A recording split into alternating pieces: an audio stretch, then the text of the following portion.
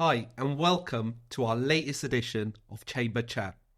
When I think about the Chamber, I think about our community, and I'm absolutely delighted to be welcoming our next guest on Chamber Chat, the one, the only, Nina Gandy. Nina? Hello. Welcome. Hello. I know, this is very exciting and very scary all at the same time. I was just about to ask, how are you feeling?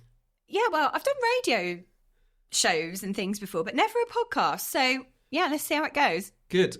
Dare I say, you got to be in it to win it. Yeah, absolutely. So I'm going to start with, for the benefit of our audience, tell me a little bit about Nina. Oh, okay. So, where do you want me to start? So, I'm an Essex girl, born and bred. So grew up in a little village called, when you say it posh, Rittle, but it's Rittle. Rittle, but it's Rittle. When you're an Essex girl, it's Rittle. Grew up there and was there until I was 18, standard, primary school, secondary school, live with my family. And then at 18, I decided quite late that I wanted to go to university. And my mum and my teachers had always said to me, you're really good at organising things. So my mum said, have you ever looked to see if there's a degree where you can organise things? So lo and behold, Northampton University did an events management degree. So I decided that's what I wanted to do. And I moved to Northampton at 18, in Northamptonshire, and I've never looked back. I've been here ever since, really. Career-wise, sort of from university, various jobs kind of through hotels. I actually went back to work for the uni for a little while as well. And now here I am at Cynthia Spencer. So, yeah, it's been quite a varied career, but now I do something that I absolutely love and I wouldn't change it for the world. I have just moved out of Northamptonshire to Coventry. Oh, okay. Yeah, so not far. Moved with my other half. But, I absolutely love Northamptonshire and I don't ever see myself moving too far away, really. So, yeah, that's kind of a brief bit about me. We'll come to Cynthia Spencer. Yeah. The amazing work you do there, Nina. But I want to touch back on Northampton University. Mm-hmm. Your experiences of university, not just the degree. What was your overall feeling of Northampton University? I absolutely loved it. Yes, you do your degree, but uni better not listen to this. I'll say it's all about the degree. But I learned to cook. I learned so many different life skills. I made friends that there was a number of us that actually decided to all stay in Northamptonshire when we finished uni, and quite a few of us are still here now. And because our families didn't live nearby, we all became, it sounds so cliche, doesn't it? But we all became each other's families. So I got like a second family out of it, really. I made some amazing friends. But the uni, yeah, obviously there's the learning, but there's the drinking and the socialising and the partying at the same time. Truth? And I think as well, when I left Essex, I think I was quite, I guess, naive to some of the things in the world.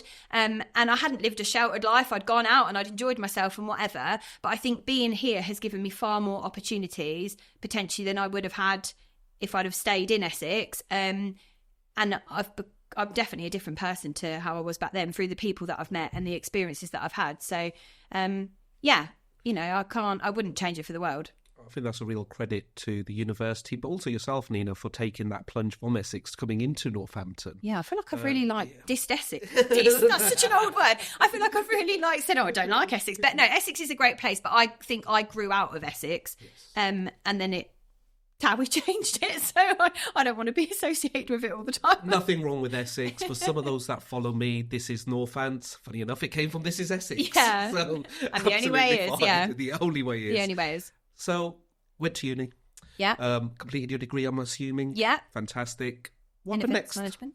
Management. So I completed my degree, and at the time there was a few of us that decided that we were probably going to stay and live up here with kind of partners or on our own or whatever else. So I finished uni, rented a little flat on my own. I really don't know how I afforded it. I think I just lived out my overdraft constantly, and tried to carry on working, but also partying at the same time, which has to come to a rapid end that you realise when you get to a certain point in work. But I went to work for De Vere Hotels, so Staverton Park in Daventry, and I stayed working. That was in 2012, so I stayed working there kind of within hotels until 2016. But I think that taught me an awful lot about myself. I got to go all over the country and meet lots of different people, and it definitely made me a more confident person because I had to have conversations with people. I had to travel around the country sometimes on my own, and I loved it. And I think the kind of relationship building skills that I've used in my current job, there's a particular group of people who I worked with along the way that I think I need to thank for kind of the confidence that they gave me to maybe take the leap outside of hotels, but gave me such a strong skill set kind of from that.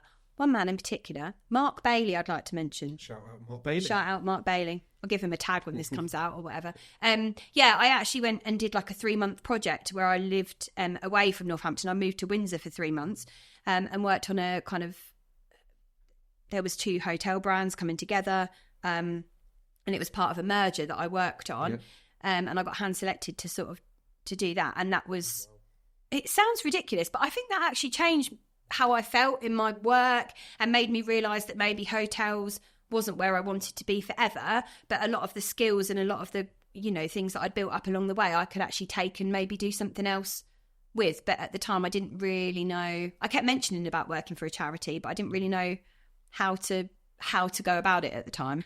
And we'll come to that, Nina. And I think when we first met, it's been a good few years back. I think you were working at Sagebrook Hall at the time, wasn't it? We're showing our age now, definitely. It was certainly a good few years 2016, back. That was. And I think you speak so fondly of your experience in hospitality and what it gave you. If you would say it gave you, which one skill do you think you really took away from that and you've utilised that, not just in business, but maybe in life as well? Yeah, I think relationship building for sure, because that's such a huge part of my job now with all the different people that I meet, and how you have to adapt the way you speak to people, whether that, is kind of face to face, on the phone, on Teams now, which has become a huge thing. Yeah, but relationship building and how you have to treat people as individuals. And, they might be having a bad day when you speak to them. You might not be having the best day. How you adapt and you learn and you understand. And I remember I got told, people buy from people. That was a line that I got told when I worked in hotels. And I thought, oh, what? Like, what does that even mean? Like, yeah, I don't believe that at all.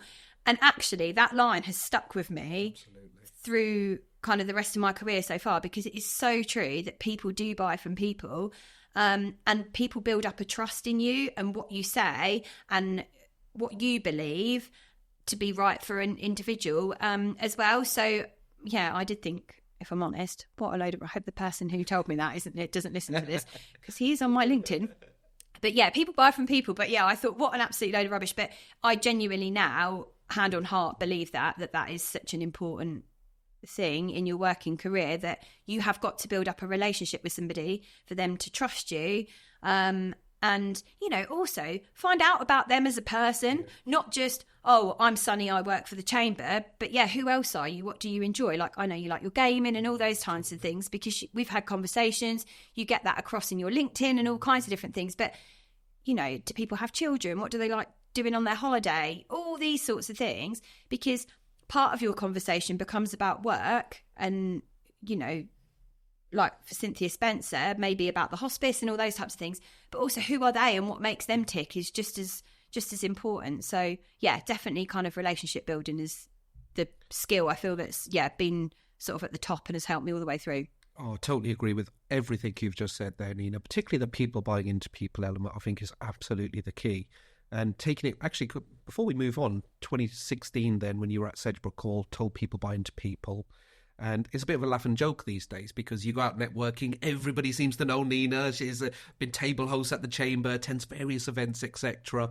But what was your first sort of experience of networking and that people buying into people? Was it challenging? Was it difficult? How did you approach it? Oh my God, it was horrendous. Yeah, I literally... Networking's great, by the way. Yeah, networking is great. Yeah, networking is great. But originally it was horrendous. I remember one of the first times I really had to go networking was in Birmingham.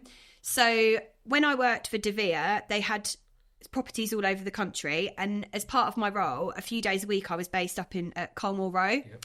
In Colmore Gate was the property we had up there. So it was like a meeting and events venue, no bedrooms. I'm not not selling it to you. It's okay. We can hold this capacity and that capacity. That's my old job. But I would go up there, and there was various networking events. There was like, city breakfast and all these type of things. But there was this one in particular that was like the curry club that I used to go to. And I just remember there was a lot of very tall men in grey suits. Oh. And I just didn't really know how to talk to anybody. And you got a glass of wine with your curry at lunchtime. Sometimes you had two. And I remember I'd eat my curry, drink my wine. How many conversations did I have with people? Very, very few, because I didn't really know. I could have a conversation with my friends, I could have a conversation with my family, and people on the phone. And to some extent, the job had taught me how to build up a relationship with maybe people who were on property at hotels and that sort of thing. But actually, when I was shoved into a room with people that I'd got no understanding of who they were, where they came from, I almost used to go into a corner sort of thing almost. And that's the only way I can describe it. I hated it. I used to hate it, and I didn't get anything out of it because nobody had really, on that scale, taught me how to network, taught me how to do it. Isn't that interesting, Nina? Because, and I'll say this from a good place, that from an outsider who follows you on LinkedIn, etc., they'll look at Nina, Gandy, and they'll think, wow, she's out networking, or they come to their first event and it's like, oh, Nina knows everybody, she works the room, etc., and you bring people together, which is what you're very, very good at doing. So how did that change from that first experience of, oh, you just want to sort of swivel up type of thing? How did you adapt yourself? Was that self-development? Was it support? Was it never giving up? What made you want to continue networking? Yeah, well, I didn't. I remember at the time I was like, please don't send me out to any of these. And I think I kind of got to the point where I actively didn't do it as much because I found it so uncomfortable. But probably more so when I went on to work at Sedgebrook, and obviously that's where I met kind of you, it became a little bit easier. And I think that maybe was because being back in Northampton, I knew the area more and I was more confident about, talking to people about what I did in an area that I knew. Whereas Birmingham is very different. It's a city. It's not something I'd had an awful lot of experience with. So I think when I left Sedgebrook and went to work for I'm just trying to think now. Yeah, when I went to work for the uni, I had to speak to people in different way. Like I then had to speak to students at big events and that sort of thing. And over time, I think I just thought, do you know what? I'm going to have to almost get over my city fear of what I've experienced networking. And I think being back in an area that I knew very much helped me and supported me with that because, like yourself, it was familiar faces that would pop back up again that you knew. And I think with anyone, if you go networking and there's at least a couple of people that you know, that always makes life a little bit easier because if you're standing in a group, someone that you know, and there's a few people that you don't, you can all kind of interact together. But then when I changed jobs and eventually I got my job at Cynthia Spencer, which I know you said we'll come on to later, Next Gen, when you held an event actually in our conference room downstairs, there was a lady at the time who was on like the Next Gen stand, and I went and spoke to her. I can't remember what her name was, but used to work for you. And I thought, I don't know, this sounds like a good thing because it's people that are a similar age to me, that were in a similar stage to their career, that could do something together to build confidence. And I think that was something that Next Gen always promoted, was about building your confidence, building yourself, creating, that branding that you always talk about, that personal branding that I needed for my job at Cynthia Spencer at the end of the day, and for myself almost, because I'd lost quite a lot of confidence. Next Gen for me has been brilliant, is all I can say. Yeah, it's really built my confidence back up. Great to hear that, Nina. And for the audience, I did not ask her to say that, which is even better. Yeah. And it was, yes, I recall we had an event at the university. It was Emma Mullins for Next Generation. And we'll come to Next Generation, actually. I'll come to that. But I just want to sort of keep on track there. I think you've given some real solid advice there, Nina, in terms of it's okay to be afraid. Yeah, absolutely. It's okay to have self-doubt. However, it's about being consistent. And it's that self-development piece, which is absolutely the importance. So finished up at Sedgebrook Hall, went to the university. How long were you at the university, working at the university for then? I think it was a couple of years, I think it was. Working in their marketing and schools liaison was the team. So yeah, essentially with that role, I did a lot of kind of outreach work with local schools and colleges about coming to university, things like student finance and all those types of things. But the part of it that I really enjoyed the most was the big UCAS fairs that were all over the country. So I went to Ireland, to Cornwall, I did loads of travel in Newcastle, up and down the country. But again, I could use those skills that I'd learned in my hotel role. And if I'm honest with you, I loved my job at De Vere, but I got to the point where after I'd done that wonderful project in Windsor, I began to fall out of love with hospitality, and the hotels went through a bit of a merger, and they didn't know whether we would have jobs at one point and all this sort of thing. And I thought, at the end of the day, if I want to continue my life up here, as selfish as it sounded, I needed to do something that was right for me. And I had a bit of a bad period of my life at the time, and I thought maybe just leaving that behind now. It's been great, but I've kind of naturally, it's come to an end, and moving on to do something a bit different. So for a couple of years at the uni, I thoroughly enjoyed it, but I think deep down I knew, and probably even my boss at the time knew, that it's not where I wanted to be long term, but it was right for me at the time. Yeah, sort of thing. I think that's really fascinating. And as you're sort of explaining your journey, the hotels that you worked at are embedded in the community. Absolutely. Are heavily invested in our local social value and social engagement. The university absolutely is everything what our county stands for, which is all about skills, opportunities and growth within the county. So I think subconsciously, you've also been just continuing that journey within the community, which then brings me to, I'm assuming, and please correct me if I'm wrong, was Cynthia Spencer straight after the university where you found yourself? It was, yeah. And the question, why Cynthia Spencer? So the job at Cynthia Spencer came up, and like I said to you, I'd kind of mentioned, even in my hotel days, I was actually given a role where I looked after education groups, religious groups and charities. So when they came to book their events within hotels, I was the one that actually picked those up.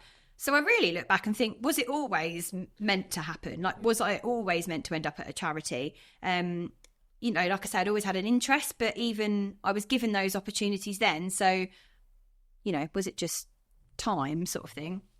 The job came up at Cynthia Spencer, and I remember looking at the job description and thinking, I've done volunteering at various different events, whether that would be at my time at university, or I've volunteered for cancer research, walk the walk, various things.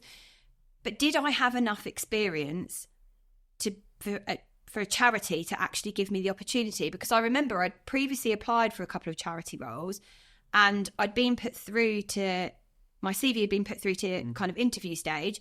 And then as soon as that happened, they were like, well, you haven't got enough actual charity experience. And that is always a challenge. And I think for anybody, if you want to go for a particular type of job, until someone gives you that break and that opportunity, then how are you going to tick off every single criteria?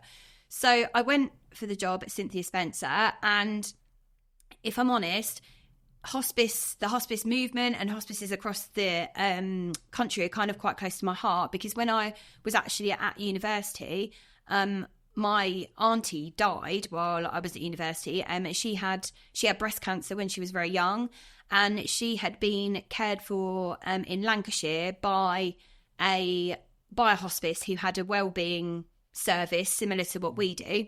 So she could go along, she could do kind of really nice activities, crafts and things that she liked, and kind of learnt to live with her condition.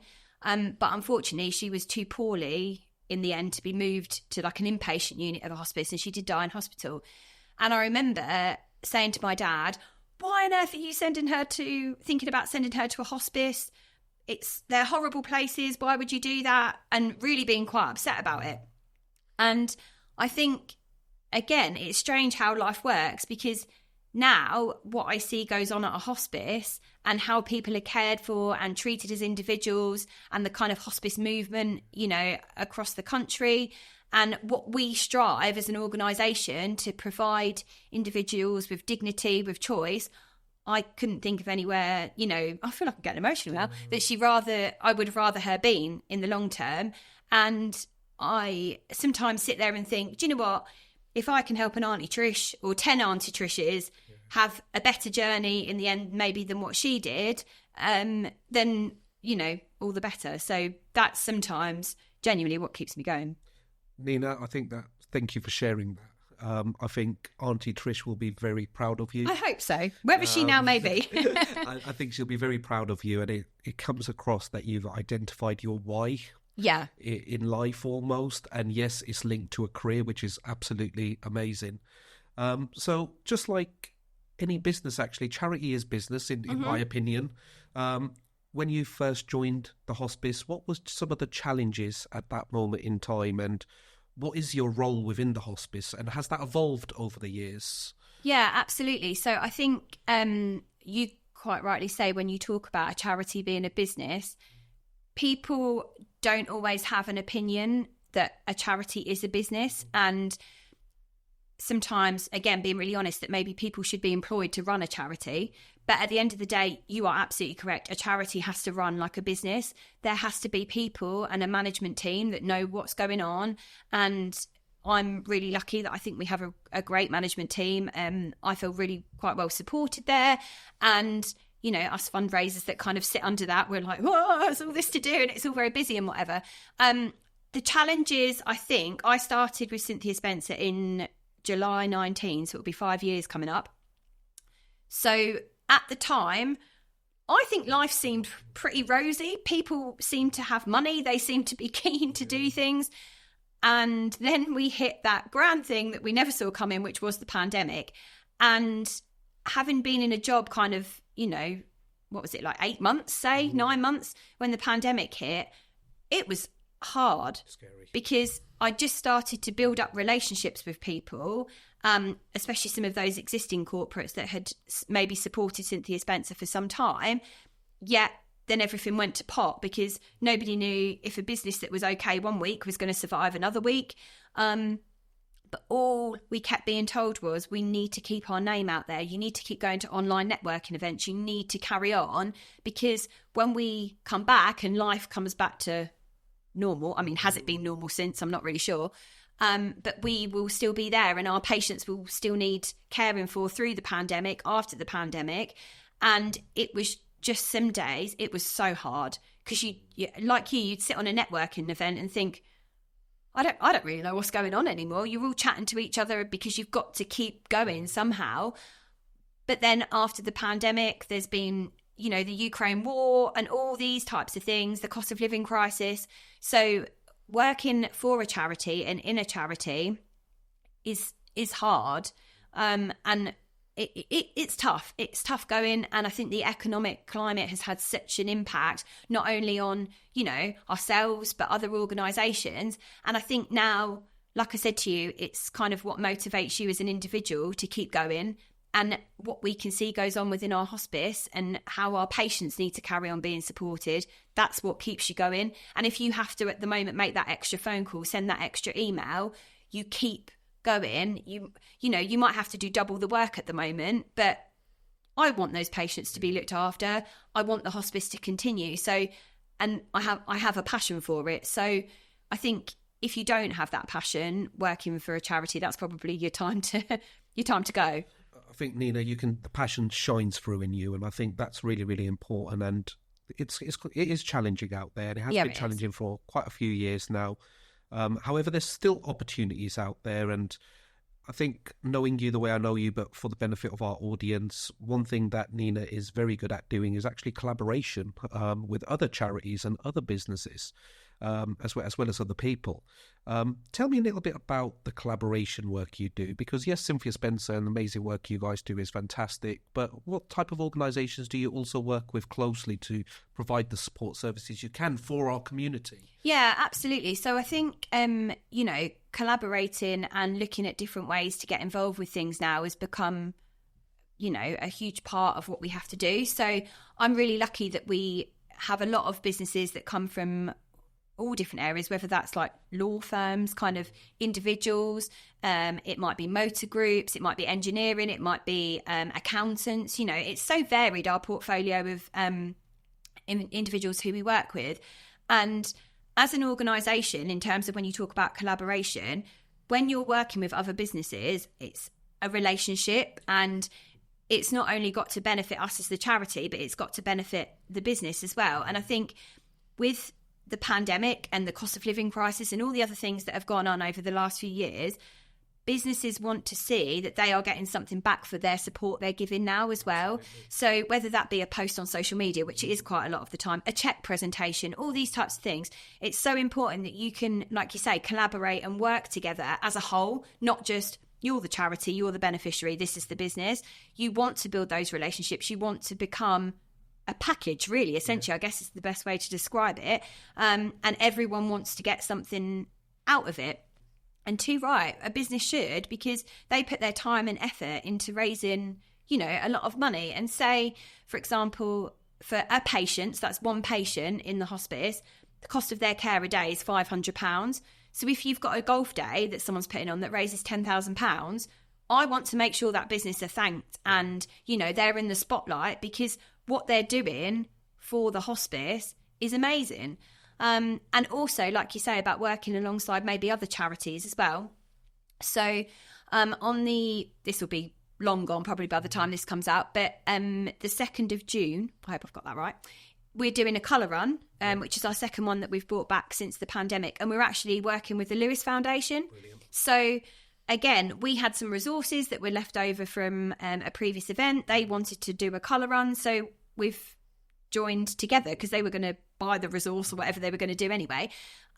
So, I mean, why shouldn't we? Because patients that they help in hospitals at the end of the day might end up one day being cared for at the hospice with us. So for something like that, it all works, and we're all again looking at similar causes and similar things. So yeah, why shouldn't we do something together? And I think more of that should go on, to be honest. Real powerful message again there, Nina, in terms of that, dare I say, stronger together approach. Yeah, absolutely. It really is so much more than just the hashtag, and it comes across in the way you describe businesses wanting a return of engagement. And I think that's really, really important. Yes, you can be a charity, but you can still have a sort of commercial profile side of things, which is great to see. Just putting that to one side. So during your time at Cynthia Spencer, you were part of Next Generation Chamber. Mm-hmm. We touched on it earlier. You're also on the committee of Next Generation Chamber, and we appreciate all the support you've given Next Generation Chamber over the years. And you did touch on this a little bit, Nina, but I'd just like you to expand a little bit. What was the motivation around Next Generation, just touching on that point of confidence building? And what was your key takeaways over your sort of 4 or 5 year period on throughout Next Generation Chamber? Yeah, like I say, I think for me, it was especially the confidence building, because it was people that were at a similar stage, like I say, to you in your career. And what I liked about it, it was, again, all local businesses, all coming together, variety of people in different roles at different stages, different ages. Like I said to you, I laughed. I was at... because I've literally just stepped down from the committee. I'm at the OAP end of Next Gen now, is what I always laugh about. But it has been absolutely brilliant. And I think, as a young person, you might come out of college, you might come out of university, and you've got your certificate to say that you've done your qualification. Great. But what other skills do you need to be able to be successful in your career, to tick all those boxes that your organisation needs you to do? And I think Next Gen enabled me to do that, because it gave you the opportunity to go networking with people that are a similar age to you. And I remember being at one particular event, and there was somebody there, I can't remember where she was from, but she was in mid-conversation, and she really lost her train of thought. She was like, oh, actually, I just need to stop and start that again. And I thought, how brave is that? Because maybe at a networking event with, other people that might be older than you or more experienced in your career, you might feel really embarrassed. But because we were all of a similar age and a similar stage, I thought, do you know what? Fair play to her for doing that. That actually, she kind of lost where she was going, and she just thought, do you know what? Scrap it. I want to start again. And it's things like that that I think is fantastic. And you touched on it as well. Some of the collaboration that you've started to do with the uni and things like that, that's something that I really pushed for being on the committee, because I think one thing that, like I say, students often lack, they come out with that qualification, but some of those skills, other skills that they need, that qualification might not necessarily give to them. And I think that's something that we really need to make a difference about in the local area, to ensure that those students can have confident conversations, can have a bit of mentoring to go along to a networking event, not be scared, and that actually something like Next Gen over a couple of years, you can really build your confidence, and then you can sort of come out the other side of it. I don't want to say as an OAP, but as an OAP, you know, like into your 30s and think, do you know what, that's actually given me an awful lot. You know what's really interesting, and I love your response, Nina, because normally most people would ask about any form of networking. They'll say we're there to sell. And you've actually not mentioned the selling element of it once. And I think that's linked to what you were talking about earlier, your hospitality background and people buying into people, etc. It's about like confidence, self-development. And it was really, really interesting to hear that you didn't actually just say, I'm there to sell, because naturally if you build a relationship, absolutely, the rest will come throughout. Yeah. So we were laughing off camera when we said to Nina, I say we, but myself, Wayne Lennon, Chalk Original behind the camera, plug for him as well. We said it's going to around 25, 30 minutes. We're well over 30 minutes. Are we? Yeah, she was like, how are we going to talk about 25, 30 minutes? Yeah, we took. So we're well over 30 minutes. So I'd like to most probably finish on this, Nina, is I'd like you to look straight into the camera. What one? This one right there. Yeah. And I'd like you to reach out to the audience, tell them a little bit more about where they can learn more about Cynthia Spencer, the work you guys do, how they can connect with you, and how they can find out more information. Yeah, absolutely. So we're all across social media, so please follow us on there. You can visit the website to find out about some of our amazing events that we've got coming up where you can fundraise and support. But we have actually just got a fairly new campaign as well, which has launched quite recently, called Make a Difference Your Way.